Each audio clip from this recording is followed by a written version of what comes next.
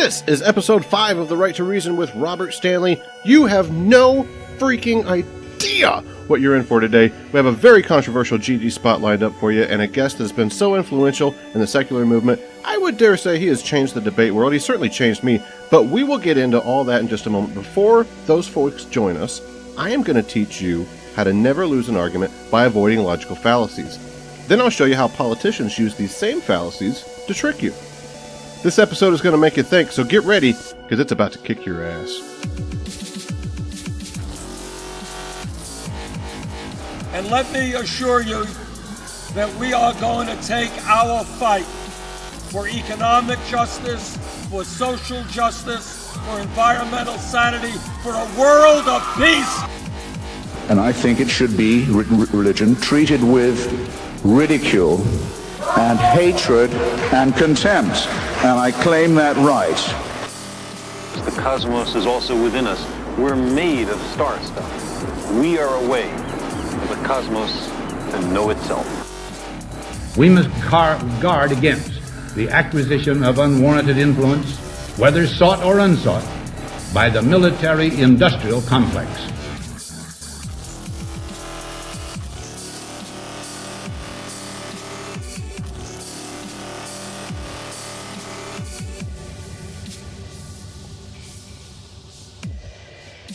After our topic on logical fallacies, Gigi is going to have a live abortion right here in the Right to Reason studios. Wait, no, I'm sorry, I misread that. Gigi is going to talk to us about Planned Parenthood and how you can come to support them. I'm expecting this to be pretty interesting. She's actually been in the studio green room slamming margaritas and demanding that we do the entire episode on Shirley MacLaine and why she's the greatest actress of all time. We're really not going to do that. I'm not even sure who that is. I'm thinking she's related to John McClane from that guy from that Nakatomi incident. I don't know. Either way, after that, we're going to be speaking to world-famous debater Matt Dillahunty. This guy doesn't speak for 10 minutes without challenging people's minds, how they think about truth, logic, skepticism. I'm sure it's going to be one of those interviews where you got to rewind it every once in a while, just kind of fully grasp everything that's said. Click your brains on, because we are, right now, going to start the Right to Reason. Culture is not your friend. Culture is for other people's convenience and the convenience of various institutions, churches, companies. We very naturally, as a cognitive and behavioral imperative, we form descriptions of the world and we try to figure out what's going on. If you base the design of rockets on science, they reach the moon. It works, bitches. Today on The Right to Reason, I am going to teach you how to avoid losing an argument, and even more importantly, how to avoid bad thinking. Thinking unreasonably. The topic today is logical fallacies. A fallacy is an incorrect argument in logic and rhetoric. It undermines an argument's logical validity, or more generally, an argument's logical soundness. Presenting a fallacy in an argument doesn't mean that you're wrong. It just means that your argument cannot prove your claim because your argument is inherently flawed. Here's an easy one we've all seen a lot, okay? The slippery slope fallacy. If we allow A to happen, then Z will consequently happen too. In Loving v. Virginia in 1967, the defense was presented that allowing blacks and whites to get married would lead to people marrying their house pets. Yes. While during the Goodrich case in 2003, a popular rebuttal of gay marriage was that bigamy would be right around the corner. Interracial marriage and gay marriage bring me to yet another example of a fallacy, the appeal to tradition. Imagine how ridiculous it sounds for a white supremacist to be holding a sign that says, "Protect the sanctity of marriage," while yelling, "We ain't gonna let them black fellers marry off on our white women." Hey, where are the white women at? And then, 50 years later, imagine a black man holding the same sign, "Protect the sanctity of marriage," while opposing gay marriage. The third example of logical fallacies is the ad hominem fallacy, attacking your opponent's character or personal traits instead of engaging the actual argument they're presenting. To save us both some time, here's some quick tweets from the Cheeto-in-Chief himself that make the point for me. Lying Ted Cruz and lightweight choker Marco Rubio teamed up last night in a last-ditch effort to stop our great movement. They failed. An extremely credible source has called my office and told me that Barack Obama's birth certificate is a fraud. Our great African-American president hasn't exactly had a positive impact on the thugs who are so happily and openly destroying Baltimore. If these kinds of arguments work on you, you might be a redneck. I am not smarter than a fifth grader. Another favorite of mine is the tu quo que fallacy. Tu quo que. Fun to say and fun to do. It's avoiding the validity of an argument by criticizing the person making the claim. I'll give you an example. Imagine you're on break at work, and it's been one of those stressful days that make you want to go Scarface on everybody, right? Say hello to my little friend! You step out and away from the drama and light up a quick smoke. Kyle, one of your annoying coworkers, pops up to inform you that smoking is bad for your health. Douchebag Kyle then pulls out his own pack of cigarettes and lights one up shamelessly right in front of you. After you put your cigarette out in Kyle's eye, you might want to consider that his hypocrisy didn't actually invalidate his claim. While yes, he is frustrating, his claim that smoking is bad for your health has nothing to do with the fact that he himself smokes as well. Another fun one you'll hear repeatedly in the religious community is the no true Scotsman fallacy. This fallacy originated from kind of a cool story. All right, couple of guys in a bar betting on two drunks in a drinking game. All right. One of the contestants is Irish, the other guy's Scottish. So they're sitting there slamming them back, and some dude yells from the back of the bar that he'll bet 20 pounds that the Scot will outdrink the Irishman. He says no Irishman is going to drink a Scotsman under the table. The Scot eventually passes out, falls out of his chair, making the Irish guy the winner. The gambling Scotsman then says, well, he wasn't a true Scotsman. The argument is just that if he were a true Scotsman, then obviously he wouldn't have lost. This argument is proposed by the religious often after you tell them that you used to believe as they did, but now you've changed your mind. They will then say, well, you couldn't have been a true believer. These kinds of fallacies of logic are used against you all the time, especially in politics.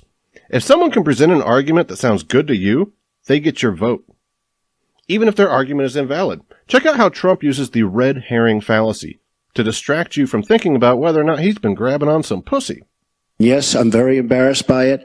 I hate it, but it's locker room talk, and it's one of those things. I will knock the hell out of ISIS. We're going to defeat ISIS. Now, if you listen to the Right to Reason podcast regularly, you probably know that I'm a big Bernie Sanders fan, right? But that doesn't mean he isn't guilty of making logical fallacies of his own sometimes. Here, Sanders is about to feel the burn of the straw man fallacy. This is when you misinterpret or recharacterize some argument or question to make it easier for you to attack. You don't consider yourself a capitalist, though. Do I consider myself part of the casino capitalist process by which so few have so much and so many have so little, by which Wall Street, greed and recklessness wreck this economy? No, I don't. Well, I don't either, Bernie. But if we're going to look at Trump and Sanders, then we shouldn't leave out the most classic of all political maneuvers, the anecdotal fallacy. If you do your part, you ought to be able to get ahead. And when everybody does their part, America gets ahead too. That bargain inspired generations of families, including my own. It's what kept my grandfather going to work in the same Scranton lace mill every day for 50 years. It's what led my father to believe that if he scrimped and saved, his small business printing drapery fabric in Chicago could provide us with a middle-class life. You'll also hear the anecdotal fallacy presented in the typical, I traveled all over this country and come across some great Americans. Americans like 8-year-old little Susie Jenkins here who asked me recently, Mr. Senator, are your opponent's policies going to put my daddy out of work and force Mama to go back to work at the bar where she has to swing on the pole for cash? Well, I looked little Susie right in the eyes and I told her, that's exactly what my opponent's going to do. Here's a classic one from Marilyn Quayle, wife of former Vice President Dan Quayle, at the 1992 Republican Convention, the hasty generalization. I sometimes think that the liberals are always so angry because they believe the grandiose promises of the liberation movements. They're disappointed because most women do not wish to be liberated from their essential natures as women. Here, Marilyn is claiming to know what most women want, which according to her is to avoid all that complicated liberty stuff and get back to doing the damn dishes. The last one I wanted to show you is special pleading. You'll hear this one oftentimes when a believer tells you that something can't come from nothing, to which you naturally reply, well, then where did God come from? They then assure you that their axiom applies to everything except their God. Here's former President Nixon doing a version of special pleading in a famous Frost interview, where he was challenged on his illegal activity in the Watergate scandal. Well, when the president does it, that means that it is not illegal. By definition. Exactly. Look, it's not just important to be able to recognize logical fallacies so as to avoid losing an argument. Recognizing these fallacies is important also because people will try to use them against you to trick you. Here we just heard how Nixon's fallacy of logic actually contributed to him thinking that it was okay to do illegal activity. If people base their morals or worldviews on fallacious concepts, they end up hurting themselves and others around them. I'm often asked by believers, why do you care what I believe in? The answer is that your beliefs do not live in a vacuum. They affect everyone else as well. So always strive to exercise your right to criticize invalid arguments, the right of skepticism, and your right to reason.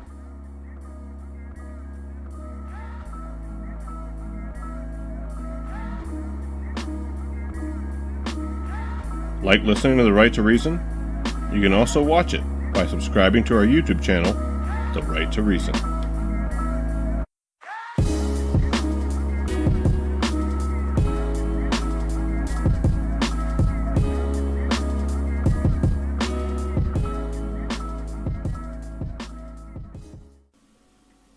Hey guys, I just started reading R.N. Ra's latest book, Foundational Falsehoods of Creationism, and I am completely blown away.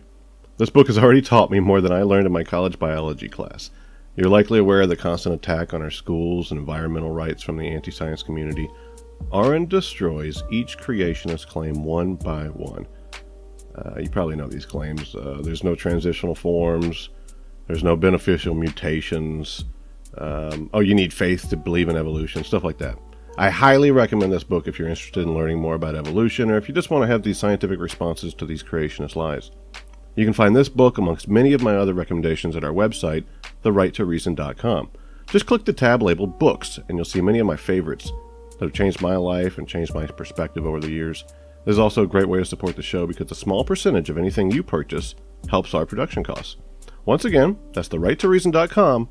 Just click Books.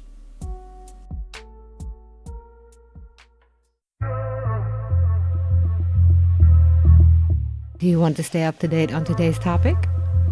Check out The Right to Reason on Facebook.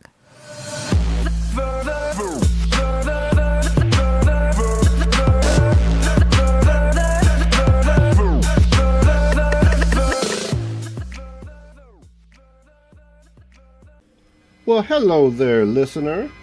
If you are anything like me, you like to listen to your books as well. Whether you're at home, in the car, going to work, or getting all ripped and sexy up in the gym, you can be learning all the while. Go to our website, therighttoreason.com, and click the tab labeled Books.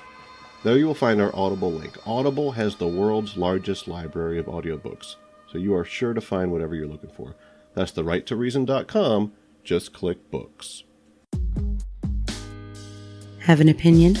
Join the discussion on Twitter at Right to Reason. You know you want to. All right, and we are back. It is time for another Gigi spot where she is going to be talking about Planned Parenthood, I believe. And let me just say, I love abortions. In fact, Gigi just came from an abortion on the way over to the Right to Reason studios. So, Gigi, tell us about Planned Parenthood today. Why, good afternoon, Robert. How did the abortion go? The abortion went well. Super happy. Feeling pretty good on the inside, ready to get at it again. Just kidding.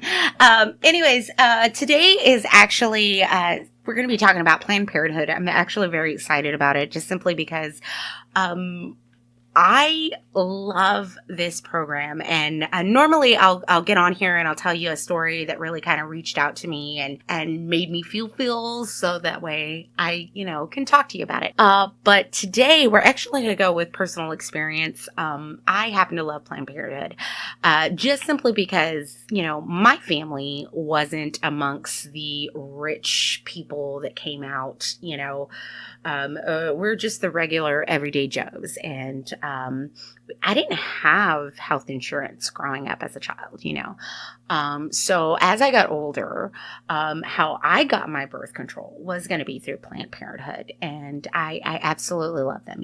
I went and got my annual pap smears done. I took care of myself because, being a resident of Texas, it's kind of a hard deal to do because, everyone's so gun-toting, Bible-thumping, Republican jazz that just kind of comes at you, and it just kind of is frustrating. And for the record, Republican jazz is the worst jazz. Yes. Like, there are no black people in the Republican jazz band. It's all 40-year-old white guys. Oh my God, it's so sad. Yeah. And so, anywho, so like I kind of grew up in Waco, Texas. So, those of you that know Waco, Texas, it was like the big mass. Anybody not from Texas? That's the David Koresh Waco. That's what the. Well, actually, it wasn't really in Waco, but that's what it's known for. Close enough. So that and meth. Oh, love meth. Oh, they have the best meth in Waco. It's like it's got kind of a South American twinge. Please. It's best around spring. All I'm saying is that you can't really go to get a whole lot of health care in Waco, Temple, Texas area. And me growing up in a podunk town like Moody, Texas, you had to actually travel 30 miles out to actually speak to someone about woman health care and stuff like that. So it actually does mean a little bit to me.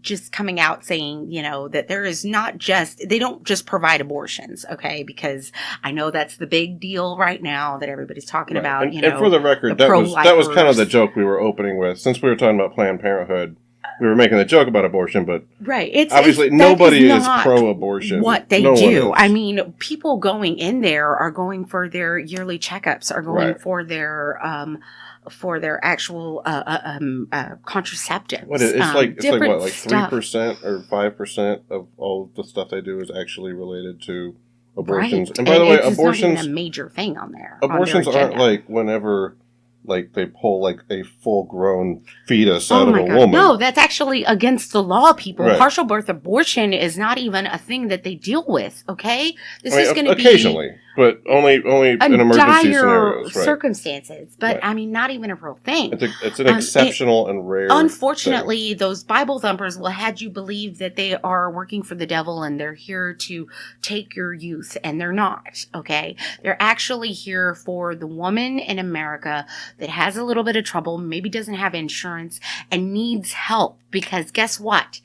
Health care is a right to every human being. I don't care what Trump says. It is a universal right to every freaking human being in the world.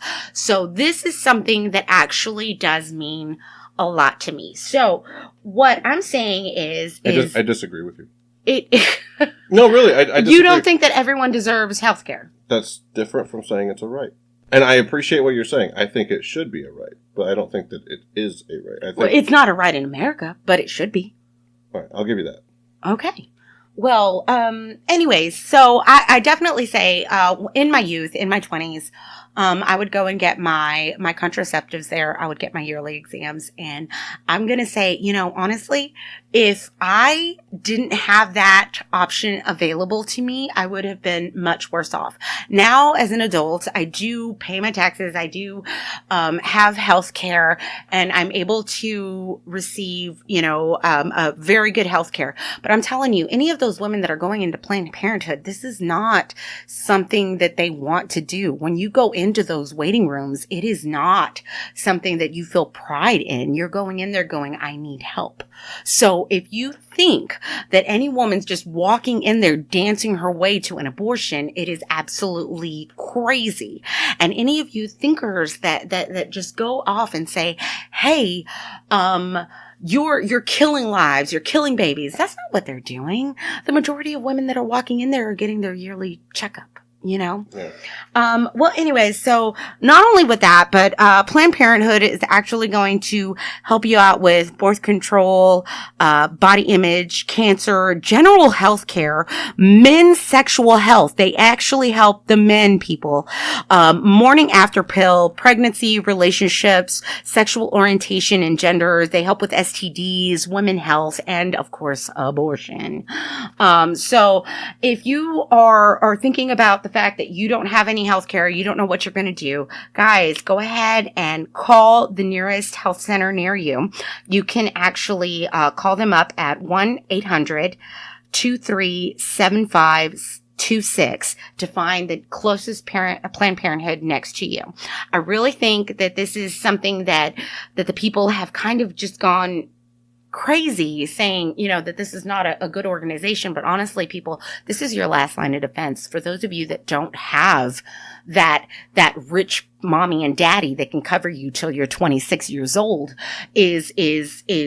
this is your last line of defense. This is how you can go and still receive that medical health care, still receive that mental health care, because they talk to you and they can set you up with a therapist that's going to help you get through the issues that you are currently facing. And I love they do Planned Parenthood stuff too? Yes, they do. Oh, and they help you out. And it's not just gender bias for women. It's for men as well. So if you need help, they can help you. So I definitely recommend for every one of you to go on to righttoreason.com and go under Gigi's spot and click the Planned Parenthood site. If you can donate, we love you. If you can't donate, there's other ways to do it, and you can do it on that website. We want to hear from you. We want to know your opinion. We want you to comment, because if you comment, you're encouraging others to do so. And when you're encouraging others to do so, you make it known to everybody that this is not just a one-time thing. This is a thing that's happening in America right now. And you have the right to health care, regardless of whatever your stance in life is, whatever is happening to you right now. You can get checked out. You're feeling a pain? Go to Planned Parenthood. They're going to help you out. Yeah. Oh, and for mammary checkups and stuff like that too, right? Yes. They will help you out with that. This is a big deal for a lot of people that just think, hey, it's abortion clinic only. You see the picket lines, you see the people going crazy. This is not just for abortions. I can't make that clear enough for you. Right. I mean, and here's the other thing is, if you look at just any amount of political history of things that have been considered being funded, and they seem to become some kind of a political theme. Take Michelle Obama during the 8 years of Obama's administration, and she was saying, let's change school lunch systems.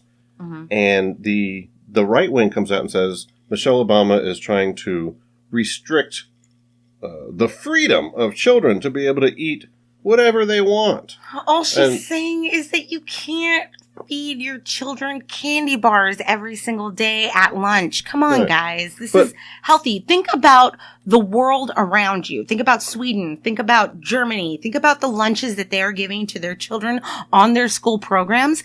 And you're going to look at our lunch and go, oh my God, what are we feeding our children? Because they are giving their children. We're feeding them freedom, damn it.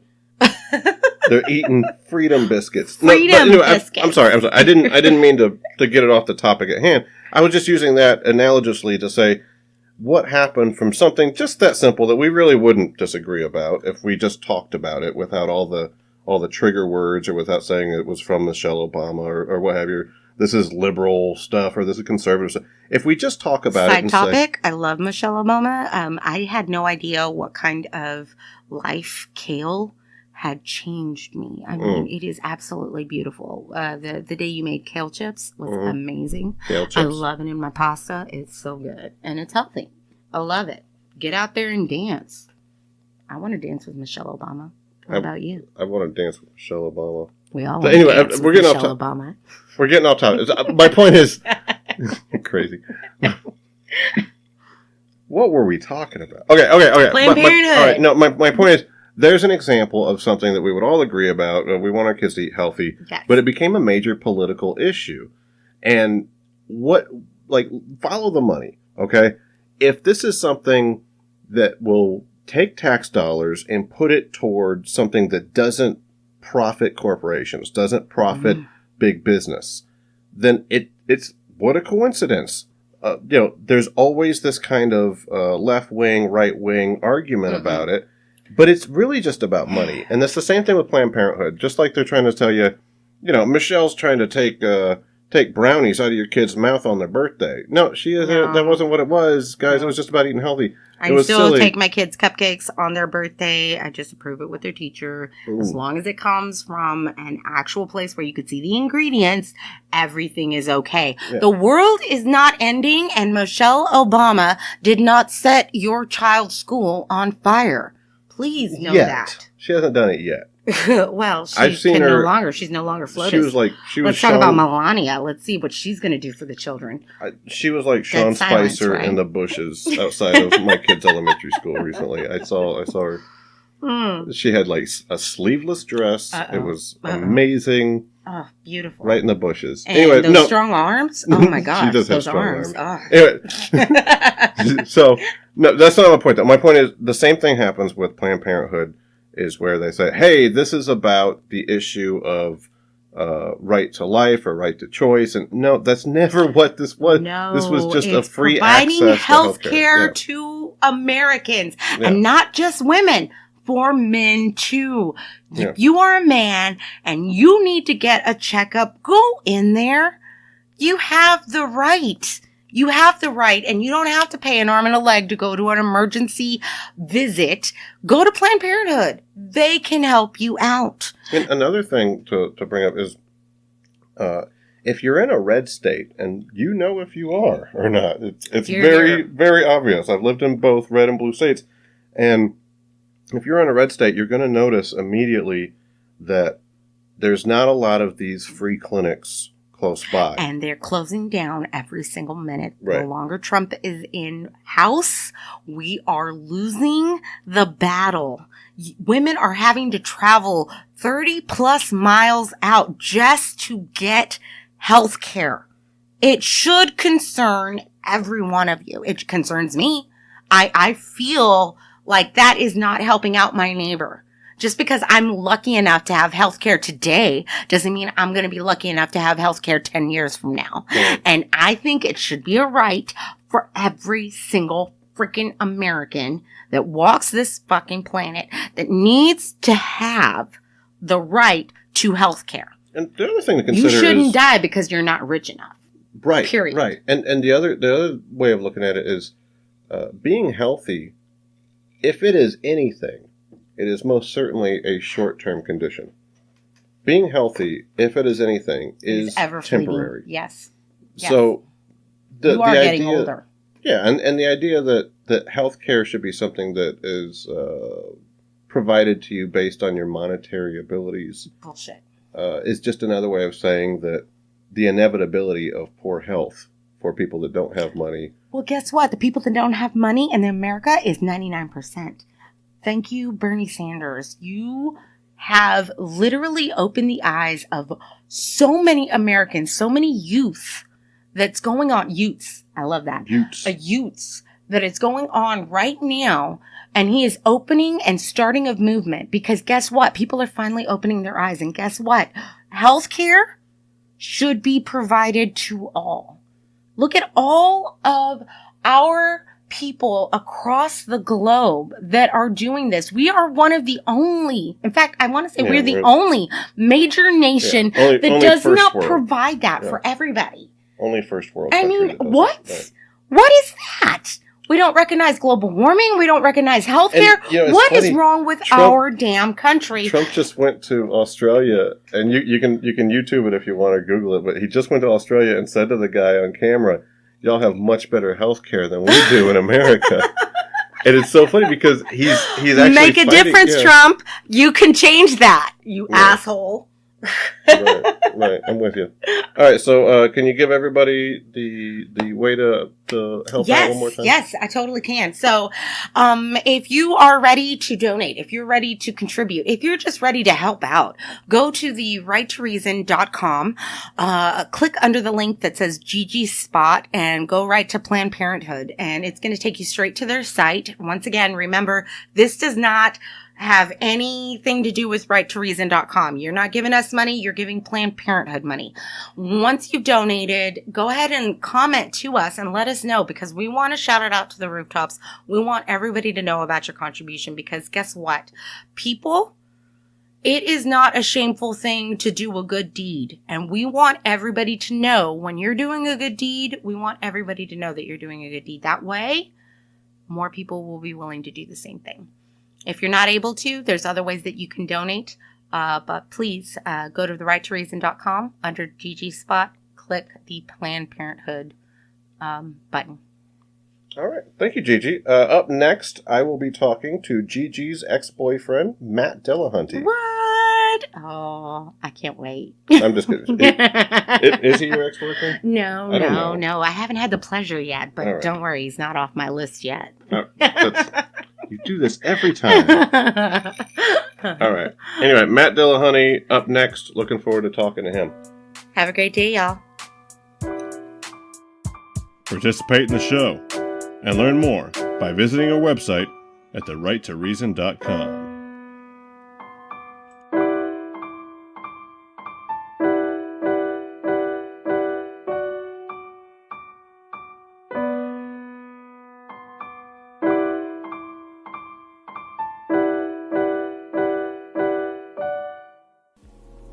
So I have learned a lot about sex lately. Yes, you heard me right. Sex. Not just fun to do, guys. It's also a topic that we should probably be studying very thoroughly. I had no idea how much it had been influenced by religion. Dr. Darrell Ray, author of The God Virus, explores these topics in his latest book, Sex and God. Why is human sexuality so important, and why does religion obsess on it? They love it.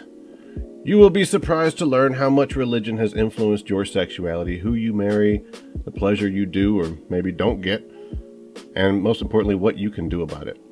You can find this book and many others under the Books tab at therighttoreason.com.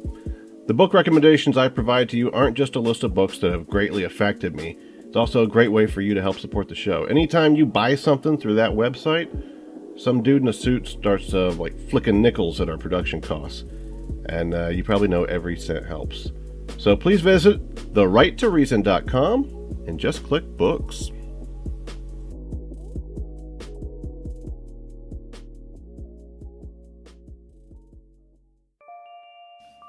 If you won't reason, you're intolerant. If you can't reason, you're dumb. But if you're scared to, you're a slave.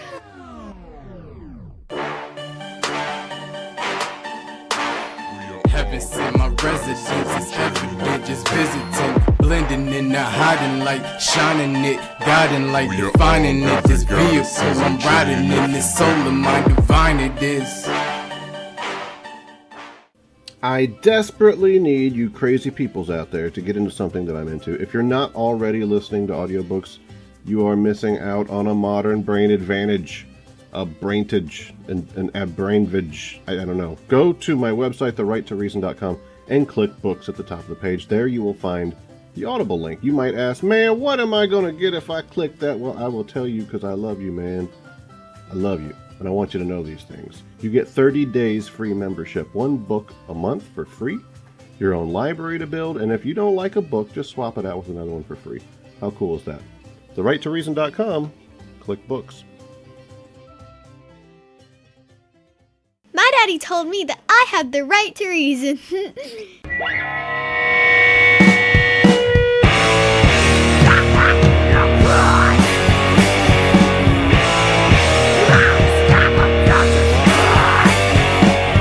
All right, we're back to the Right to Reason. Today we're going to be interviewing Matt Dillahunty. If you're not familiar with this guy, I'll tell you about him, but that also means you've probably been living under a rock. He's a public speaker, internet personality, was the president of the atheist community from 2006 to 2013. I'm running out of steam. This is a long list of bio stuff, Matt. Hosted Austin-based webcast cable access television show, The Atheist Experience. If you guys haven't seen that, I highly recommend you check that out. They cover some pretty deep stuff on that one. There's a shorter version. You can just say, this is that asshole from Texas who does the Atheist Experience show and debates people. It's that asshole it's the bald guy. It's the bald one from the show. Let's see. Used to do nonprofits, radio, contributor of the Counter-Apologetics Encyclopedia Iron Chariots and subsidiary sites. Regularly engaged in formal debates, travels the U.S. speaking at local secular organizations, university groups as part of the Secular Student Alliance Speakers Bureau. Debated ton of Christian apologists, people like Ray Comfort and a million other names. How you doing, Matt? Glad to have you. Pretty good. Most of the guys I debated are far thinner than I am, so I might not be up to a ton yet, since some of them were if we were to put them all on a scale, I'm not sure that they'd come up to a ton, but it might be. We're both big guys. You could be comfortable and big here. Yeah. All right. So first thing, I gotta know. I saw you interviewing Richard Dawkins. Did you fanboy out? Or, I mean, in the interview you held your cool, but I mean, were you freaking out inside? No.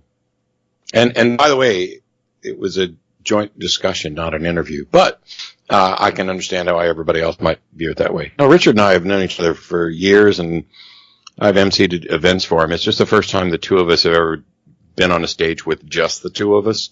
We've had dinner, we've had arguments. I didn't know that.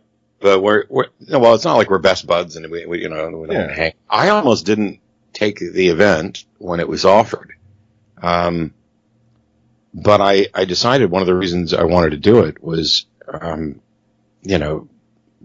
we agree on a great many things, and there's some things that we disagree on. And I was hoping that we'd get to a point in the discussion where we would disagree on something, specifically so that we could set an example or show people how it's possible for two people in the movement to disagree on something without immediately going to, name calling, ostracizing, you're a terrible person who needs to be out of the movement. Just to show that, that there can be reasonable disagreement, or even if the person that you're engaged with is being wholly unreasonable, you don't have to, burn the whole house down around you guys. Yeah. I remember something vaguely, you thought you guys were going to disagree about something, but you didn't anyway. Well, yeah, that's because I had actually changed his mind before we went on stage without ever talking to him. What was it? So for years, this thing of the question that comes up to all of us is, what would change your mind? What would convince you that a God exists? And I used to give the glib answers like, writing in the sky that anybody could read in any language and all this other stuff. But I came to realize that all of those things were flawed, that it presumes that I have the capacity to tell the difference between a God and technology or whatever that I don't understand. And since I don't have that ability, and neither does anybody else. So I changed my answer when people would ask, what would change my mind? And the answer is, I don't know. But if there's a God, that God should know and should be capable of changing my mind, and hasn't, which means either that God doesn't exist or doesn't want me to know he exists yet. Either way, it's not my problem. Yeah. It gets around this problem of presuming that you would have the ability to tell the difference between, this gets back to R.C. Clarke's quote about any sufficiently advanced technology is indistinguishable from magic. And it's just an acknowledgement that I don't have sufficient information to tell the difference between a God and pick a technology you don't understand. But it turns out I had pulled Lawrence Krauss aside at Imagine No Religion 5, I think it was, and made this point to him in like a minute and a half, changed his mind, because he and Dawkins were doing an event on stage that I was the MC for, changed Krauss's mind, and evidently Krauss passed it on to Dawkins, and so I was caught by surprise that Richard actually was agreeing with me while we were on stage. Now, there was something we disagreed about, but it had to do with his answer to the very last question that was asked. And I decided not to push back and turn it into a discussion because there wasn't any time left. And I didn't feel that it was a good idea to try and dig my heels in on a subtle point that might take 20 minutes of conversation at the end of the event. So I didn't catch that at all. So you played it off pretty well because I don't remember that. Well, it was the very last question during Q&A, and I just let his answer stand, and we closed out the event. I didn't, address it in the slightest. But I talked about it on Seth's 300th episode of his podcast, and a few other things, and in other spaces. And I'll probably, there's a good chance I'll be on Dave Rubin's show in August to talk about the same subject. So cool. What was the subject? Well, he was asked about essentially like free speech at universities, or he was asked something about universities, and he took that opportunity to kind of mock safe spaces and trigger warnings and just tell people that they need to grow up and stuff. That one, everybody's divided. I've noticed with the atheist community, you get two very separate opinions about the safe space thing. Well, one of the problems is they're talking past each other. They're both extremes, and this doesn't apply to the safe space trigger warning conference. This applies all over the place. You get two extreme positions that are arguing against caricatures and straw men of the others. And with just a little thought and nuance, it's pretty easy to work out. So, like, trigger warnings, not to spoiler all the other times I'm going to talk about this, but there was this really good article that talked about cognitive behavioral therapy and treating people with PTSD or other conditions that would result in being triggered.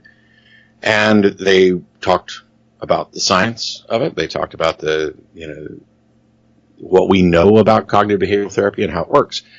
And then at the end, their conclusion was the way to get past these things, the way to successfully get through treatment and no longer be triggered or be less triggered, means you have to be exposed to these things. And so their conclusion was trigger warnings are, absolutely awful, and they're counterproductive, and they're no way to get better at all this. And the thing that they overlooked, or the things that they overlooked, is really simple. Number one, you're not this person's therapist. Matter of fact, you're not a therapist at all. Number two, you don't decide when somebody else is ready. Most importantly, cognitive behavioral therapy works because of mindfulness and because of a desire to correct behavior. So what happens is, if somebody is afraid of spiders and you just throw spiders at them, you are not helping them. You're being an asshole. You are contributing to the problem. If instead you say, on the table I have a picture of a spider, prepare yourself, and when you think you're ready, look at it. What you've provided them is a content warning that allows them to engage in the sort of mindfulness that will result in a potential improvement, a potential easing of this. And so then they look at the picture, and then you work up until actually, hey, there's a real spider in a box, and then, there's a spider somewhere. This is how you would treat something like this. But first of all, it's professionals that do this, not, random dude on the internet who just decides, I've decided it's time for you to get over and put on your big boy panties and, stop being afraid of stuff. And so the article got all this wrong. And it was passed around as if it was, look, here's our argument against trigger warnings. Well, the truth is, there's a trigger warning in front of every episode of Game of Thrones. It comes up, mature themes, adult, contains violence and strong sexual content and all these others. The people who are opposed to the content trigger warning stuff would say, oh, this is just there so the special snowflakes can go hide and not have to face the things that bother them. But the truth is, those things are there to make people aware of content, because once you see that warning, you now get to make a decision. Yeah. Number one is, I am not ready to look at this, ever. Number two is, I'm not ready to look at this right now, but I can look at it later. I want to prepare myself. And the third is, I'm actually ready to look at this. We make this. What exactly is the problem with saying, in this class, there's going to be frank discussions of sexual assault? Now we know we're not needing to warn people about anything and everything. But we know some categories, war, violence, basically these strong categories. What does it hurt for a class to say, yeah, in this class you're going to have to deal, or you're going to have to address this thing? Now, I don't think we need to, go into a class on, some medical thing and say, oh, you're going to see dead people. Right. Because guess what? If that's something that triggers you, you've got no business working towards being a doctor. But, I mean, it's in the title. It's yeah. A priori that going into it, this is what that is. So yeah. But you know what? You just blew my mind about something. I hate to interrupt you, but I never thought of it that way, because we apply trigger warnings to topics constantly. It's called just good discourse, but the only time that people are bitching about trigger warnings seems to be in relation to these current events, these new topics that they don't know how to deal with perhaps yet, or they don't want to give the same respect and attention to other cultural norms that we've already gotten far enough into our society and our discussion. We've advanced far enough to go, oh yeah, these are difficult topics, so we'll naturally do that with. We're learning more about how the mind works. We're learning more about various forms of mental illness and psychological trauma. And as we do that, there are people who want to make changes to the world, and there are people who are resistant to change. And there are people coming from an old school thing of, oh my gosh, that's just silly. Who would be bothered by that? Well, that's the wrong question to ask. The right question to ask is, if in fact people are bothered by this, what exactly is the problem with making our best efforts to do what we can to help them out? It's not like, so last night during the discussion, somebody talked about these, the subject of safe spaces and trigger warnings. And they said, essentially, you don't have some right, and it's absolutely absurd for you to expect the rest of the class to conform to whatever your little problem is. Now, they're completely right, but that's not what anybody's asking. Nobody's asking the rest of the class to conform to anything. What they're asking is for the universities, the instructors, to tell us what content is in there so that individuals can make up their mind on their own about whether or not they're ready to participate in this, whether or not they're ready to see it. Yeah. So on both sides, there are problems with how this is being framed, and that gets people arguing past each other. When in reality, all we're saying is, look, you may not be bothered by this, but we know for a fact there are people who are. Now, I know someone, I'm close to someone, who is a strong sufferer from PTSD over an issue that will never get a trigger warning. It's so fringe and so strange, and, it would be like if they, I don't want to use the example they have, let's say ripping fabric. I'm just saying that, let's say that they were tortured as a child and tied up with ripped fabric, and whatever that led to this condition where when somebody rips fabric, they freak out and have to go running from the room and they're distraught. It's, that is bizarre. As a humanist, I'm not going to mock it and say, hey, put your big girl panties on and, suck it up and deal with it and learn how to be strong. None of that is helpful. Mocking isn't helpful. But if that's the course, there's never going to be a content warning for ripped fabric. It's just, it's so strange. It's never.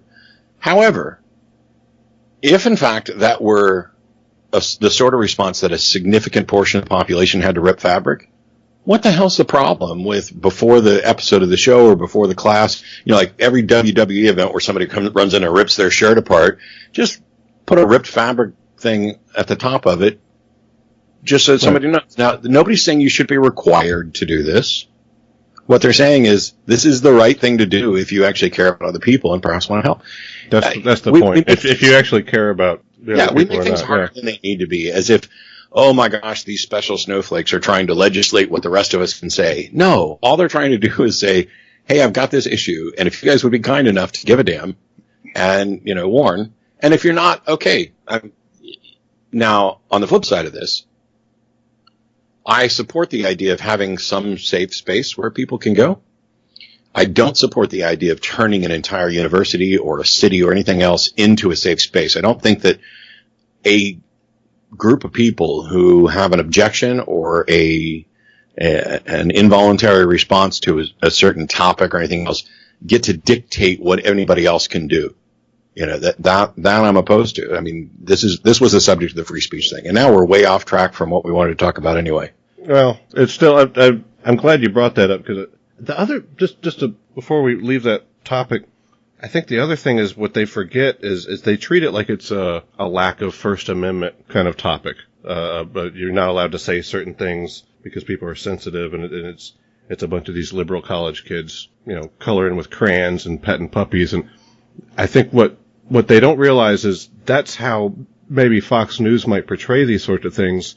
But what this provides us is the opportunity to have rational discussions about it, because otherwise you're jumping into, you know, this kind of explosive situation where you are affecting people's emotions, and we can't have a polite conversation. You know, by like you said, by introducing, hey, here's what we're going to be covering today. Everybody there already knows. All right, we're going into the topic of discussing, let's say, Islam, and we might get into some topics related to terrorism or Islamic extremism. So people that are going to be a dick about it, try to be aware that you might offend someone. And people that are going to be offended about it, try to be open-minded and consider the other person's opinion. You know, it gives us the opportunity to have these discussions. So I think it's the exact opposite from the way that it's often portrayed.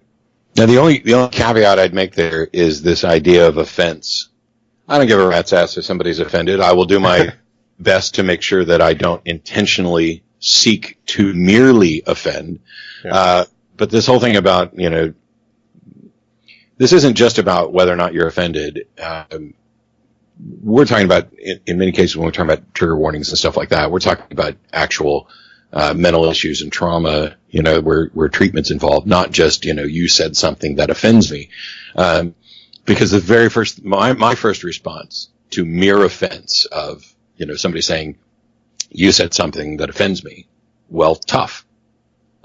You don't have some right to not be offended. First of all, I wasn't seeking to offend or merely offend. I don't have any control over what you're offended over. And I then have to make a decision. Do I change what I'm saying in order to better communicate with that individual? Or do I say, you know, hey, you take offense. Offense is taken and not given. So it's just, these are all subtle, separate issues, and it's frustrating because even last night, you know, I was at this free speech event. Faisal Saeed Al-Mukhtar was there, and, you know, he grew up in a war zone. And so when fireworks go off, he's jumping. And everybody recognizes this.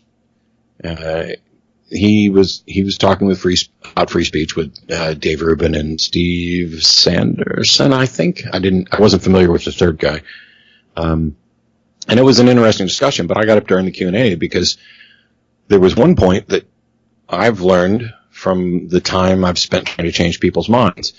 Not only do you end up with two extremes arguing past each other, but quite honestly, most of the time, we seem to think that because we're using the same word, that we mean the same thing. Mm. And if we haven't properly defined the terms, I've spent an entire debate almost. The last debate that I did with Mike Lacona, he was using the term supernatural in two different ways, and I was using it in one different way. And his equivocation and this miscommunication led us down a number of rabbit holes. But last night, here's a panel on free speech.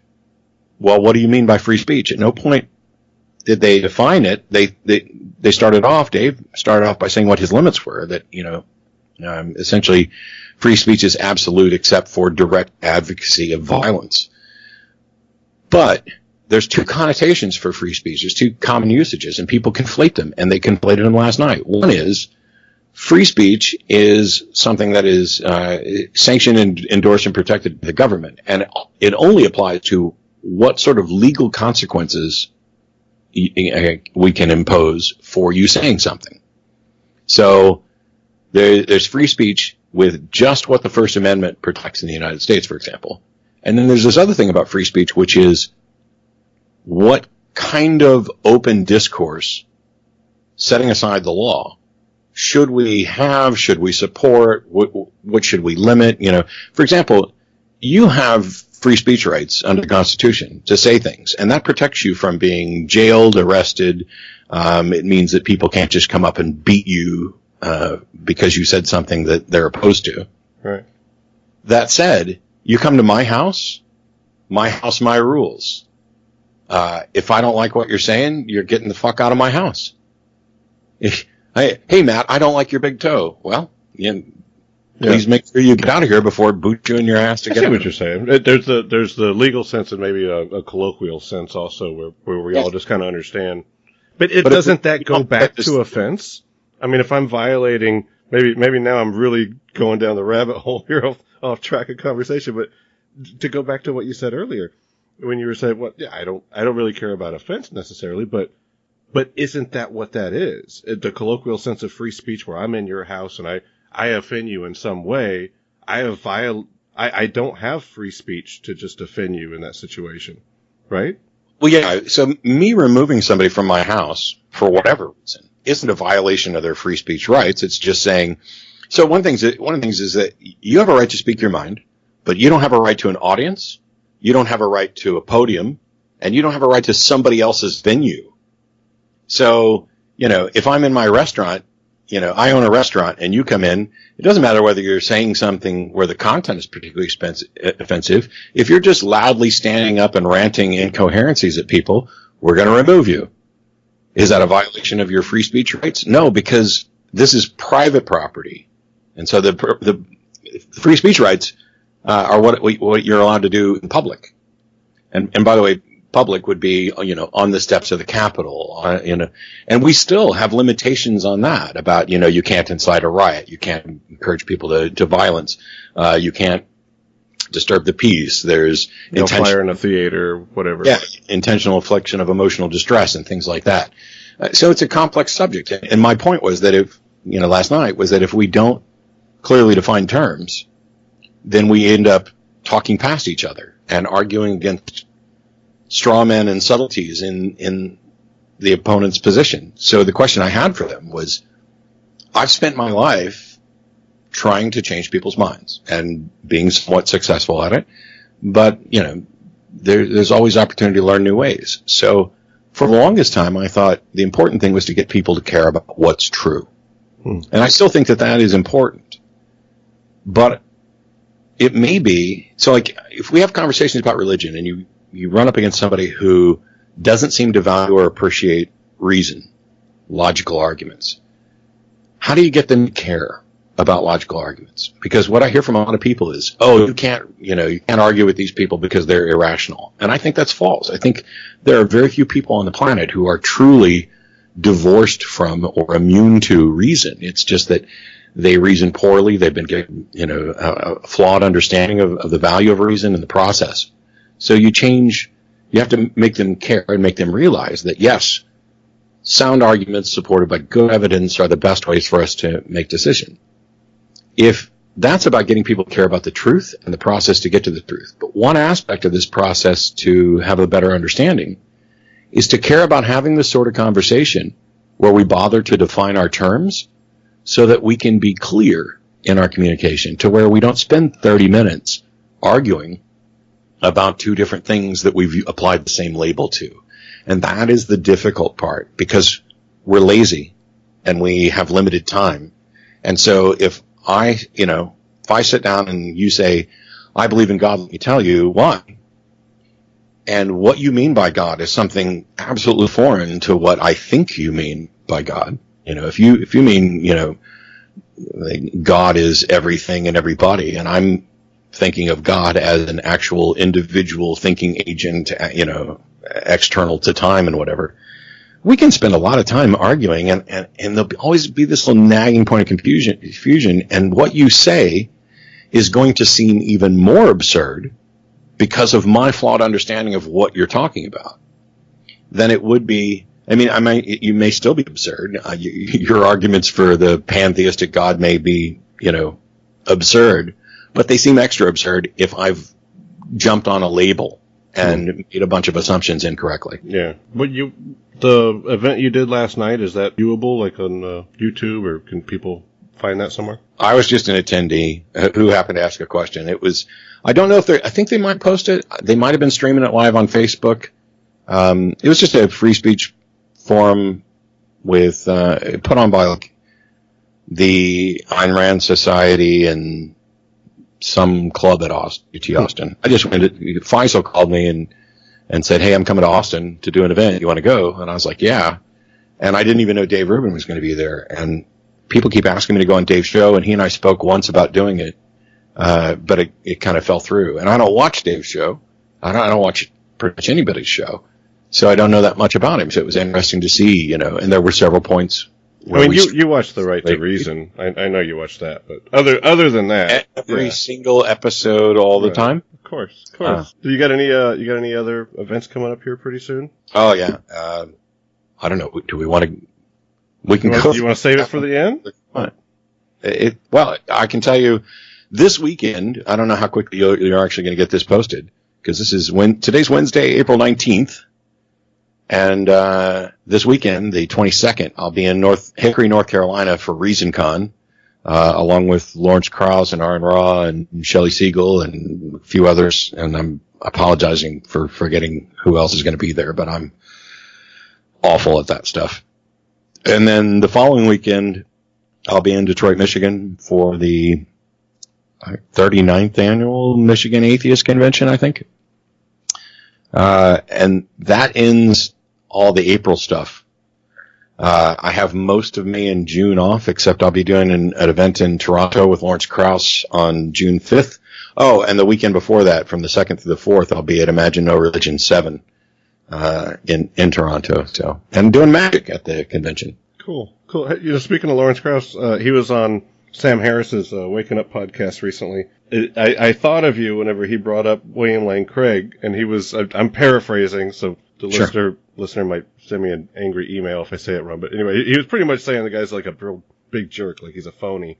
He was saying some people he has debated before, they genuinely believe what they mean, and he was saying that William Lane Craig was just, he was just playing a character more or less, trying to make his point. And I immediately thought of you, because I always thought the guy he's kind of a dick that he never debated you. Well, I'd love for that to happen one day. I think it'd be a lot of fun. I'm not opposed to it. At this point, I honestly don't care, if Craig and I ever debate, because I find him, formulaic and predictable, and I've already talked about exactly what I would do to kind of counter his style of debate. I've heard from people, Craig and I have never met, but I've heard from people on both sides who know him, who have issues with him, but that's the first time I've heard anybody suggest that he's a fake, and I don't think I buy that. I think what it is there are people who look at Craig and how he argues, and this is not consistent with the reality of why he believes. And for some atheists in particular, this is a problem, because Craig believes based on the inner witness of the Holy Spirit. God has basically revealed himself to him, and that's why he believes, and yet he never argues that. But that's a good thing. That Craig, you can't argue the rest of you should believe because of my private personal revelation. Mm-hmm. And Craig understands that this is a fallacy, so what he's done is he's tried to find arguments that are consistent with his belief that he thinks should be convincing to others. The problem is he's trying to convince people with the things that didn't convince him. And when the problems with those arguments are exposed, this puts him in a position where he can't actually defend why he believes what it is that he says he believes. That's a big problem. And that is where you get to this idea of duplicity. But I can't read, I pretend to read people's minds on stage, but I can't actually read people's minds. So if Craig tells me he's a believer, or Ray Comfort tells me I'm happy to take him at their word, in part because I used to be a believer, and I know plenty of people who agree with them and seem to have those same beliefs. So rather than worrying about whether or not somebody actually believes, I'm going to talk about what they've said and whether or not there's good reason to accept that it's true or accept that it's reasonable, etc. Speaking of personal experience, I was just debating this Episcopal rector, and he says that the reason that that he believes in his God is A, B, and C, what have you. And I said, yeah, none of those are working for me. I said, let me try to help you understand how we feel. I was borrowing Bertrand Russell's teapot, but I had said teacup. But I said, if I had this teacup God, let's say, and I kind of got every Christian attribute that I could think of to apply to the teacup. I said, and I wholeheartedly believed all these things. What could I actually say to you to convince you? I said, at that point, wouldn't my own personal experience be the worst possible argument? If I gave you my testimony about this ridiculous teacup thing, wouldn't that be the worst thing I could do to convince you?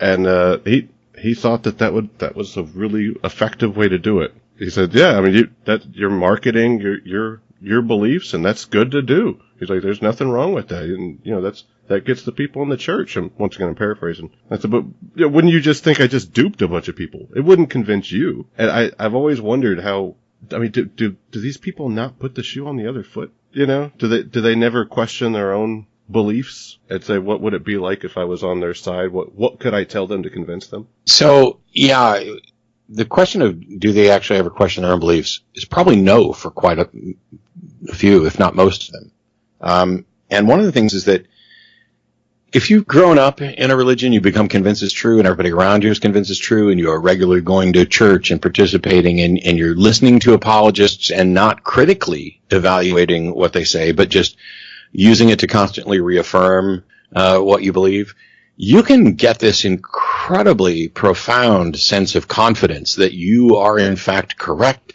and that all the best thinkers in the world have looked at these issues and evaluated them, and that surely these people who are raising objections merely haven't been exposed to the same information you have. By the way, this works in reverse too for atheists who are, incredibly confident that they can demonstrate that there absolutely are no gods and any, blah, blah, blah. But if you let that sort of confirmation bias sink in, I can't count the number of theists I've come up against on the show and in debates where there are simple things, simple questions, that they've never bothered to ask themselves.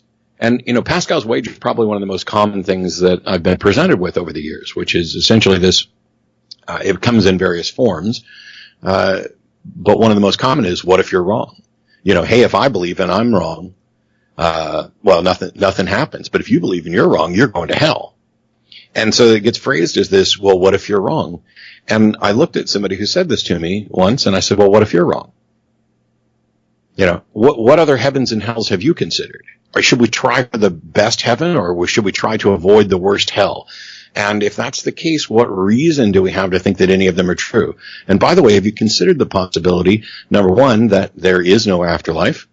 In which case every second and every moment that you've spent in prayer and every penny that you've donated is wasted, and you could have had an opportunity to explore and appreciate life and learn things, but you gave it up for something that's not even true.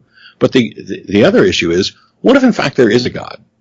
And this God is intentionally remaining hidden in order to not bias the results of this study. And the criteria that determines your afterlife is whether or not you were reasonable, whether or not you believed things on good reason.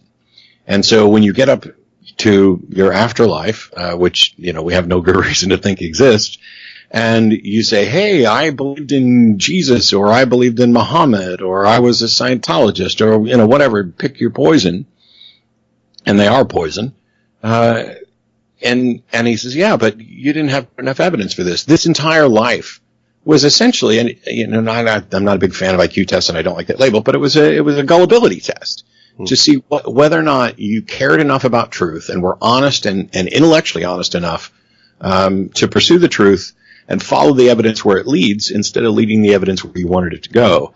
And I'm sorry, but you failed. And so, your afterlife is just, dead boring, or you cease to exist, or whatever else, because I only wanted the people, I wasn't a perfect God. I didn't create perfect beings. I just threw a whole bunch of Sims in there, and I was looking for the ones that would rise to the top. I don't think that that's remotely the case. Or even worse, questions people don't ask.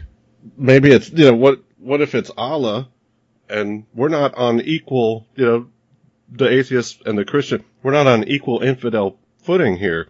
like, you're way more hot water than I am. He still remembers the Crusades. And, like, you're even more screwed than me in that situation. Yeah. Hey, speaking of the Pascal's wager, I thought I would do something fun for the listener and just throw out some of the most common arguments for God out there and just kind of let you smash each one in case they come up with any of these. They can kind of do a little mental check and go, I remember Matt had one for that one. So these will probably be old hat for you, but it might be fun for the listener. The first one, ironically, was Pascal's wager. That's kind of funny, right? Yeah. Okay, how about anthropic fine-tuning? Universe was designed for life. I know I just talked to a creationist recently, and he was really hitting me on those points. What do you have on that? God did all of this so that we could be here. Yeah, so I get the appeal of this. I love there's a quote from Douglas Adams, which I would actually butcher, regarding the anthropic principle of, of everything being essentially designed for me. I see why people see this. You look around and it just seems amazing that, the universe has conformed to bring such a wonderful being like myself, into existence. It's monumentally arrogant, to think that the universe was created with you in mind. But also I love, Tracy Harris has pointed out that if this is the case, then God's kind of like Wile E. Coyote, creating the most complex Rube Goldberg type system. I'm going to strap a hat on and go, put a sail on my ass and go down this thing and have a mound of Roadrunner seeds and all this stuff in order to catch a Roadrunner. Because I wonder where you were going with that when you said the Wiley, or where I guess she was going with that, but yeah, that is funny. You're right. It's completely unnecessary. They have this idea that, we are on one planet in one system. There's billions of systems in galaxies, billions of stars, billions of galaxies. So you've got a God who created this incredibly huge universe. 99.9% of it has no effect on us. Isn't something we can interact with or see, nothing. Because he really wanted human beings. Meanwhile, even on our own planet, there's only a tiny portion, or a fragment of the available land masses that are accessible to us to live on. The poles are a little too cold and 70% of the planet's covered with water. This is not the sort of environment you would expect. I'm going to create an environment for you. And so I think it was like Stephen Hawking was pointing out that if the universe is fine-tuned for anything, it seems to be fine-tuned for the creation of black holes. And the overwhelming majority of space is absolutely, it would kill you, to try to live there.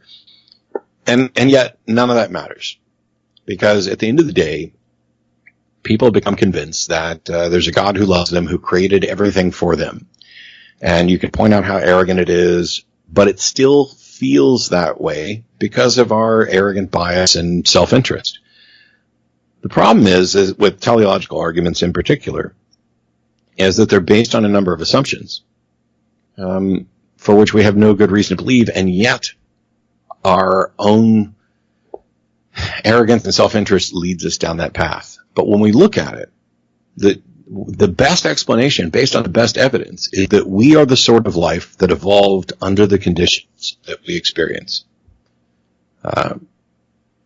You can't prove, and for most of these arguments, they are ultimately unfalsifiable. I can't prove to you that there isn't a God who created a universe, created this universe, specifically for you. There's no way to debunk that. Without, access to a God or absolute information about everything. But the idea that it is the case is something that has a burden of proof that they haven't met. It's just an assumption. It's like, I can't believe that all of this just happened by chance, therefore it must have been intent. This is the sort of thinking that we use all the time. I just about got hit. Last night I was doing a crosswalk and somebody just blew right through it and almost hit me. There are people who believe that a God is watching out for them. When a scenario like that occurs, they say, that couldn't have possibly just been coincidence. There was an angel holding out for me. There was God was looking out for me, or something like that. This is our natural inclination to recognize unlikely coincidences and apply agency to them.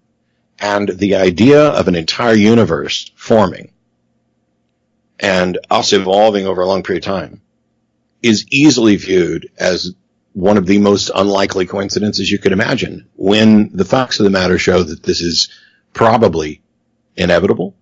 You're in a largely deterministic universe. It's certainly frustrating, and the responses to their claims of teleological arguments and anthropic principle aren't necessarily going to be compelling. You have to do some extra work to get people out of this mindset that something that seems unlikely is therefore more likely to be the result of intent. Because in our daily life, like if I'm sitting down at a card table and I deal out a perfect, 13 spades, I deal you, it seems more likely that I cheated than that I didn't.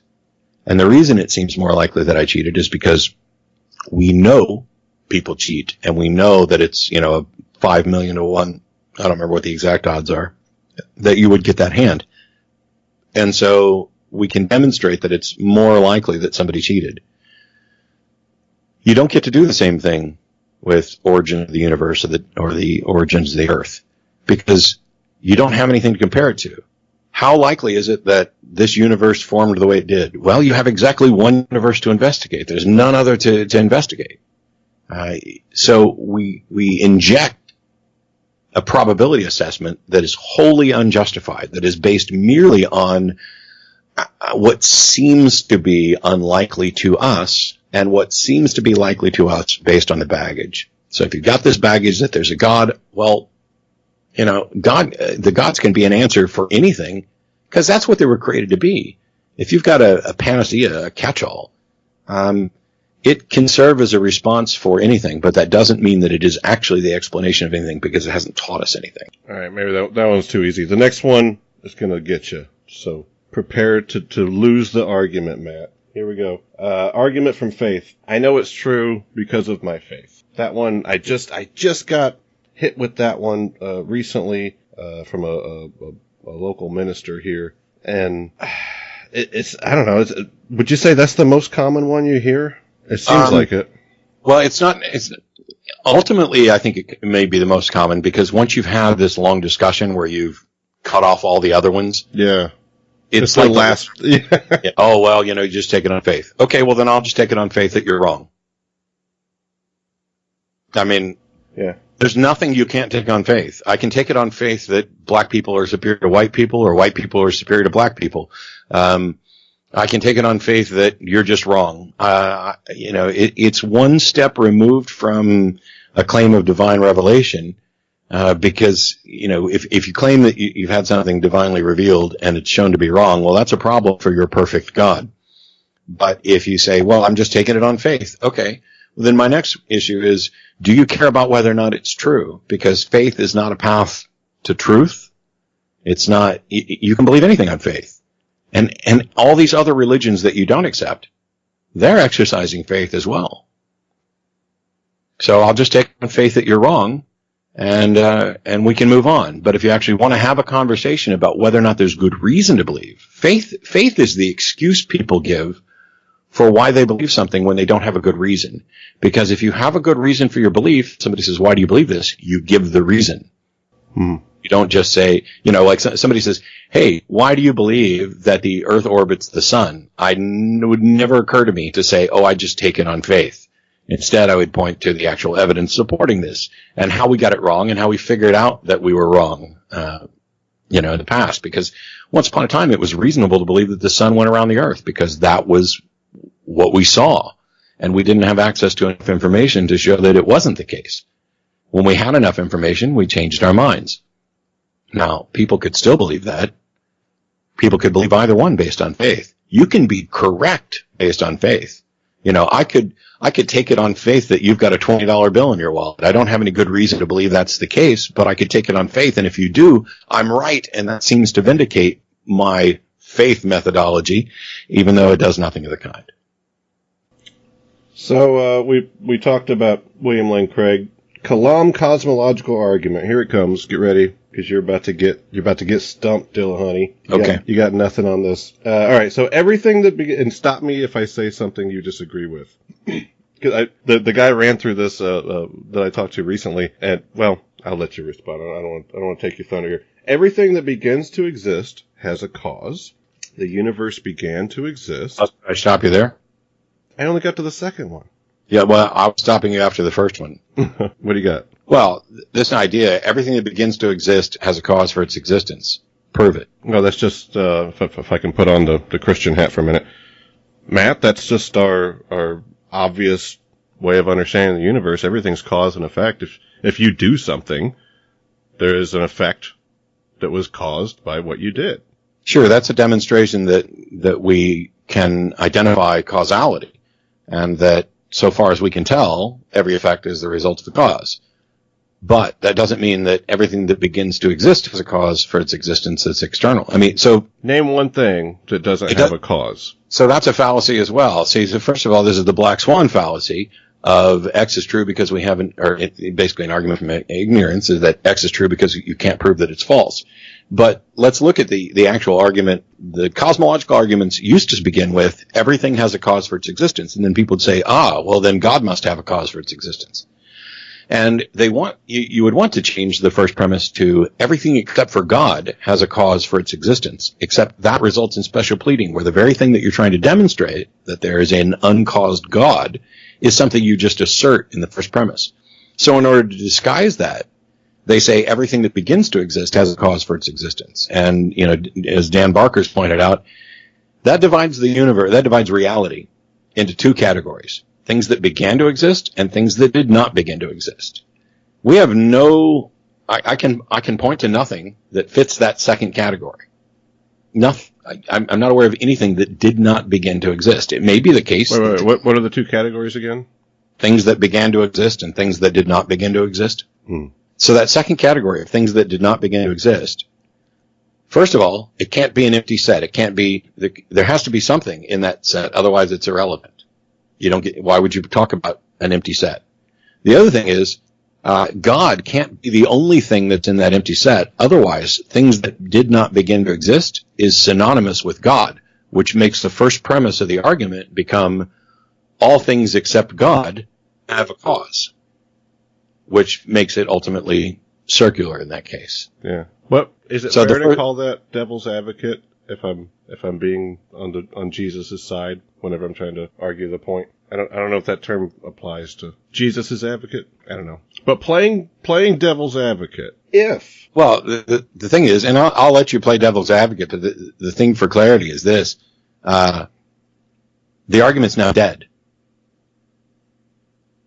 An argument with a premise that is flawed is useless, because if the premise is flawed, nothing about the argument can lead you to any conclusion. An argument in structure is valid if true premises lead to true conclusions.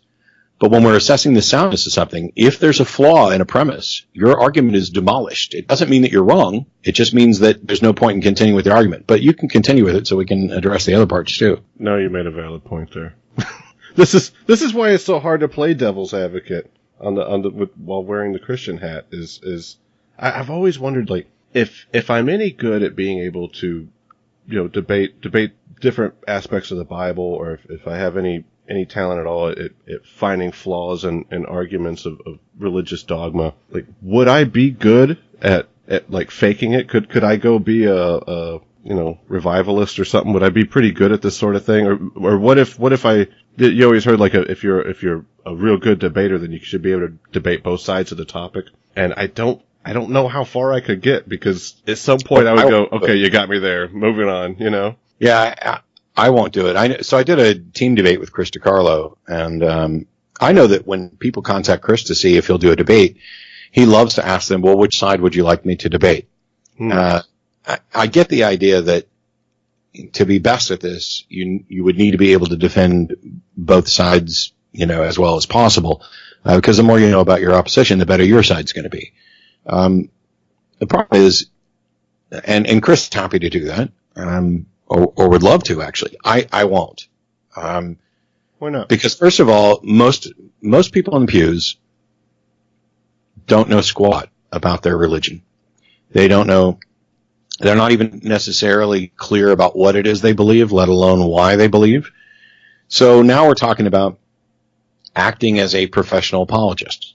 And I understand the arguments for the other side well enough that I could just tastefully do a good job. I'm sure that I could defend what many of my opponents believe better than they are, because I would avoid some of the more obvious mistakes and traps. And there's certainly ways of phrasing questions and objections that are more and more difficult, or are more difficult for people to address. The other thing is that, religions are ostensibly providing an answer or an explanation, even though they're not actually explanations, for something that the atheistic worldview doesn't have an answer for. And so if you already got an audience full of people who are uncomfortable with the idea of not knowing the answer, any answer becomes appealing. And so if you can make it sound, impressive, this is why like Alvin Plantinga, he's got this modal logic version of the ontological argument, which, 1% of the people on the planet are even aware of, and maybe 1% of that can accurately assess the argument. And do you remember what it is off the top of your head? Off the top of my head, or at least kind of sum it up almost. Essentially, and I just did a video on the ontological argument that addressed this as well. But essentially, it begins with this idea that assume there's a maximally great being, and he defines maximal greatness and stuff like that. Essentially, if this maximally great being exists only as a conception and not as an actual being, then the being that exists actually is a greater being than the one that exists only conceptually. And since there can be no greater being than the maximally great being, this being that exists in reality, in some possible reality, is greater than the one that doesn't.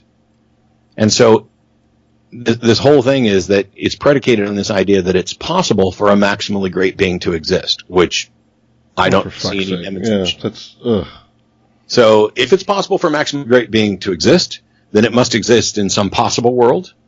And if it exists in some possible world, it must exist in all possible worlds, because the being that exists in all possible worlds is greater than the one that doesn't exist in all possible worlds. It's like asking you to run through that is that when there's a car accident on the road and you're driving by, it's like, I gotta look. I just want to look at it, but Yeah, the thing is these sorts of things they're all designed by people who already believe and who believe for other reasons. Nobody's become convinced that a God exists or that Jesus is real because of the transcendental argument for the existence of God, or the Kalam cosmological argument, or the modal logic ontological argument. None of these. These are all post hoc rationalizations to try to justify reasonably positions that people came to for unreasonable. It's divine revelation, or, I take it on faith, or I've felt Jesus working through me, but that's not good enough to convince a reasonable non-believer. So I'm going to try to construct an argument. And in every single case, it is beginning with the conclusion and trying to make the argument and evidence lead towards it, rather than beginning with observations about the real world and letting the evidence and the arguments lead you toward what the right explanation is. Cool. Well, hey, I know you're a busy guy. I don't want to take up too much of your time. Last question would be one that I've heard Matt Slick present to you before, and I got to be honest, I found it kind of daunting. I was like, that's a good point. So cool. maybe you can rehash this one, but you're going to have to help me with it, because he's given it to you enough times that I know you probably got it memorized, but basically, correct me where I'm wrong, but he was saying that logic, the origins of logic, come from God, more or less, and that if you can't explain where else logic comes from, then how are you going to use logic to refute his claim? Or am I close? You're close. So essentially, let's say, and we'll go with Matt Slick's labels and definitions for this. The foundations of logical reasoning are bound up in these three things that Matt calls the logical absolutes. The law of identity, something is what it is. The law of non-contradiction, something isn't what it isn't. and the law of excluded middle, which is everything either is or isn't. So you can sum up as A equals A does not equal not A, and everything is either A or not A. You can get as abstract as you want, but the non-abstract version is something is what it is, isn't what it isn't, and everything either is or isn't. The simplest way to view this is like in a Venn diagram where you've got a simple circle. No matter what you claim the definition, let's just say that circle is apple. And so everything that is an apple is inside the circle. Everything that's not an apple is outside the circle.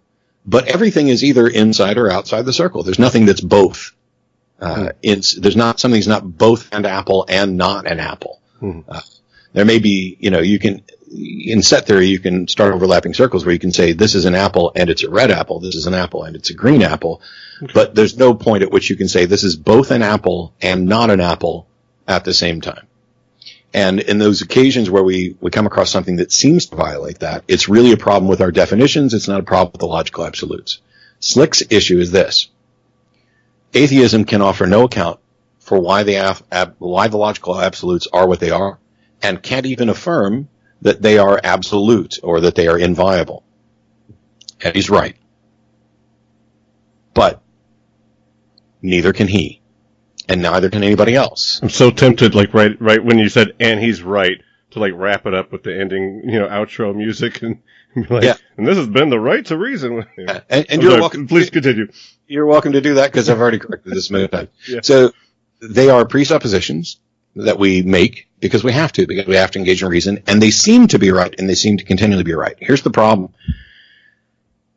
The way you phrased it is an objection that that Matt's used before, which is, how can you possibly reason if you don't have a good grounding and a good explanation for why reason is reasonable? And that's like saying, how can you possibly drive your car to the grocery store if you don't know how your car works?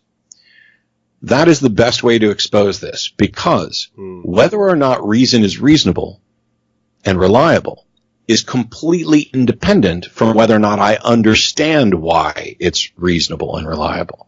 I don't have to know how my car works to know that it works. I don't have to have a complete understanding of, how my computer is sending audio visual information to your computer to be able to tell that it is in fact working. And if we have a technical hiccup here in the middle of the show, to identify when it stops working. The problem is, you couldn't possibly demonstrate that the logical absolutes were false without first assuming that they were true. Is there some reason that they're true? Whoa. Can you say that one more time? You couldn't possibly demonstrate that the logical absolutes were false without first assuming that they were true. That's hilarious. Yeah, that's true. So the idea that basically what's happening here with Matt and others is they are claiming to have solved a problem in philosophy that philosophers have basically identified as insolvable. And they're doing this with a couple different things, but we'll just stick with the logical absolutes for now. They make two claims, the presuppositionalists. They can account for the logical absolutes. That's claim number one. No worldview other than theirs can possibly account for the logical absolutes. That's the second claim. They never demonstrate either. They just make an assertion that God is the foundation upon which the logical absolutes rest. There's no demonstration of this. It's just an assertion. That is their attempt at part one, which fails. And they make no attempt at part two, except to say, and part two, by the way, is no other worldview could account for these. And the way they try to demonstrate this is by saying, well, can you give me an account? Can you account for these? Can your worldview account for these? The thing is, in order to claim that no other worldview can account for these, they would have to have absolute complete knowledge of every other worldview and every other possible worldview, something that they can't have access to. Because let's say tomorrow, a group of philosophers actually learn something new about the universe that allows us to provide a sound foundation for the laws of logic. Now, I don't think this is likely. As a matter of fact, it may in fact be impossible. We may be barred from. It may be the case that the logical absolutes are true just because they're true, that there is no undergirding for this, that these are just the facts of the entirety of reality. It's like, you're always tempted to use an analogy to something like the gravitational constant or the problem is that that's a physical attribute that may or may not be universal. It may not, in some other galaxy, in some other universe, etc. There may be a different, or it could have been different. It seems that the logical absolutes can be no different. Well, and what we may be looking for is an explanation that doesn't exist, that this is just truth. Just like, it's like saying, why am I me? Well, who else could I be? I have to be me. And there is no explanation other than this just is. And so they make those two claims that they can answer the question and that nobody else can. They never demonstrate either of those, and they never even demonstrate that the question is answerable. Would it be fair to characterize logic in the same way that we utilize mathematics? Math is derived from logic. So, in that sense, it's something that we're using to interpret reality, but it doesn't necessarily exist without the application. But you know what I mean? Would that be a good way to understand it? So, those laws of identity, non-contradiction, excluded middle, they are the foundation upon which all reason rests. They are also the foundation upon which mathematics rests. So, like, mathematics doesn't exist. It's an abstract concept that we apply over, like, I'm holding up one finger, I'm holding up another finger, I'm now holding up two fingers. It's a way of quantifying, but like the number doesn't exist as something. It is something we attribute. The logical absolutes don't exist as like an entity or anything else. They are the foundation of truth. The curious thing, which will blow people's minds, is that as far as we can tell, the logical absolutes would be true even if nothing existed. Because nothing is nothing. Nothing is not nothing. And everything is still either nothing or not nothing. So something can be true even if itself doesn't exist. It can still be true. So truth is that which conforms to reality. So whether or not something exists is like, I don't have a $500 bill in my wallet. That statement is true, and it's pointing to something extant, and a wallet that is devoid of a $500 bill, or a $100 bill, or a $50 bill, or even a $5. But so truth is that which conforms to reality. But the way we can identify what is true is predicated on the logical absolutes of identity, non-contradiction, excluded middle. If you don't have those things, you can't have any discussion, you don't have any math, you don't have any way to evaluate truth. You don't even get to say that, that's the importance of something like the law of non-contradiction. Because if you get rid of that, then all of a sudden it seems to be the case that I could both exist and not exist simultaneously. And so all potential understanding of what's true just evaporates. And the problem is that they're looking for a reason why truth is true, essentially. And that's like saying, why is blue? Not ignoring the label. We invented the label blue, and it's different, it's azul and, Spanish, etc. But the concept that we have of what the color blue is, and you can have debates about whether you and I have the same concept of blue, but that's another thing. But whatever I point to that I identify as blue, to say, why is it blue? Well, what are we asking? We could say, oh, well, it's blue because it's reflecting this particular portion of the visible spectrum. But that's not what we're asking. What we're asking is, why is that particular portion of the visible spectrum something that we universally identify as blue? And the answer is that there's no why behind this. That's just what it is. We are pointing to something for what it is, identifying what it is, and then asking why it is what it is, as if it could be anything else. When they ask, why is there something rather than nothing? Well, I'm not aware of any nothing, and nothing can't exist. There's not like a place or a location or wherever. There's no nothing out there. You can't act upon nothing. You can't do anything with nothing. It's like, it may be the fact that it is impossible for there to be a nothing. I mean, that in itself is a contradiction. And now we're way off the deep end of this, but well, I've enjoyed every minute of it, and thanks so much for your time. Sure. How do people find you, get a hold of you, learn more about what you're doing, support you even maybe? Supporting is a good thing because so what I'm doing now is if you're familiar with Kickstarter, that's give me a bunch of money and I'll do something. I work through a service called Patreon, Patreon, which is I'm going to do something, and if anybody likes it, they can donate. So patreon.com/atheistdebates is the primary place that you can find and support what I do. Even just, I do about three, maybe 4 videos a month, but people can give as little as like $1 a video and cap it. So you could say, I'm going to give you $1 per video up to a maximum of $1 a month.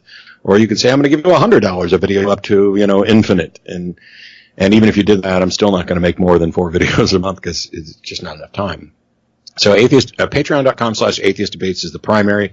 You can find me on Facebook at facebook.com/Matt, Dillahunty, Dillahunty. I'm on Twitter, and that's at Matt_Dillahunty. That's the main thing. You can watch me live some Sundays, most Sundays. You can go to atheist-experience.com to find the TV show. We do a live call-in TV show where we discuss these topics. And if you want to try, I'm very grateful to a fan of the show who's become a friend even though we've never met in person. If you go to tinyurl.com/themattlist, I'm going to type this in just to double check it. tinyurl.com/themattlist. That will take you to a text document at pirateandpad.de that will list links to pretty much every talk I've ever given, every debate I've ever done that is available online. For the, going back 10, 12 years or whatever. It seems to be having difficulty. Oh, there it is. It just loaded. And this guy is amazing and diligent. He even has upcoming things on the schedule. So you're listed here, April 19th, 2017, The Right to Reason, and he's got a link to your podcast. He's got my upcoming things in ReasonCon, Michigan Atheist Convention, the Lawrence Krauss thing, an event in Orange County, the Kentucky Free Thought Convention, Mythicist Milwaukee, but also it goes back into the past with, hey, I did a Planned Parenthood charity event on April 18th, and cool. He lists everything, and it's got links. Now, some of the links may be outdated, and you can certainly let him know about that. But if you want to find, What is the link one more time? tinyurl.com/themattlist. And right at the top of the page, he's got a link to my Patreon, my YouTube account, not my Facebook page, although I'm sure that Andreas will actually hear this and in very short order post a link to my Facebook page as well. So this guy he goes by Dargendorp, which is a perversion of Drag and Drop. Twitter.com/Dargendorp. By all means, follow him and thank him and, if you appreciate what's going on. But yeah, that's people can find me. I'm really bad at like self-promotion. So like when I started doing the Patreon project, the goal was I'll post videos of my debates. I will post in detail reviews of my debates to show mistakes I made and mistakes my opponent made, to try to get people information that will make them better at having these conversations, not so that you can just go out and pick an apologist and immediately start debating, because it takes practice, it takes a certain skill set, it's a bit of theater, but the nice thing is that most people are going to have these conversations with family members, coworkers, and I want to learn the best ways to address this, and I'd like for other people to be able to address it better with less confusion. I gave a really long answer when you asked about the teleological argument. I don't give short answers. That's part of the problem. Somebody's like, let's do an hour-long podcast. And I said, okay, I get to say my name and answer 2 questions. Right. It's because I'm striving for clarity and to make people realize that there aren't necessarily short, simple answers to all these. Hey, what's your response to, I just take it on faith. Okay, I'll take it on faith that you're wrong. That doesn't promote the conversation. It is a great response that will hopefully wake some people up to the fact that you can use faith for anything. When you get into the more detailed things about logical absolutes, cosmological arguments, and teleological arguments, the thing I'm going to mention in North Carolina this weekend, which I think everybody should realize, is by and large, any random individual you meet who believes in a God and wants to discuss this probably has no idea what the names of any formal arguments are, what the structure of any formal arguments are. They probably don't know logical fallacies by name and may not know the significance of logical fallacies, of what's the difference between a valid and sound argument and why we care. One of the things my wife kept pushing at is, if you happen to know that the fallacy that they're using is the argument from ignorance fallacy, don't say that. Instead, explain what the fallacy is first, because if you just say that's an argument from ignorance fallacy, which I still do on occasion and I was very prone to doing in the past. Yeah, I do that too. For people who don't know what the hell that is, you just called them stupid. You just dismissed them by saying they're stupid or ignorant or whatever else. Instead, if you explain what the fallacy is and the fact that it has a name, now you've educated them both. And for people who don't know, that's the argument from ignorance fallacy. If you say that, it just sounds, and not only sounds like you're calling them stupid, it sounds like you're wanting to use a buzzword to dismiss what they say rather than addressing what they say. And so try to care enough about the conversation and the individuals to find a way to talk with each other and not at each other. I make this mistake all the time. It's something I'm constantly trying to correct, which is why I'm so adamant about encouraging other people to try to do the same thing. Cool. Well, hey, once again, man, thanks so much for your time, and I thoroughly enjoyed it. I know the listeners have too. Hope you have a great day, Matt. You too. Thanks. I really had so much fun today. Matt is one of my favorite people to listen to, talk to about logic and reasoning. Speaking of reasoning, you can find The Right to Reason on Twitter and Facebook. You can also find us at therighttoreason.com.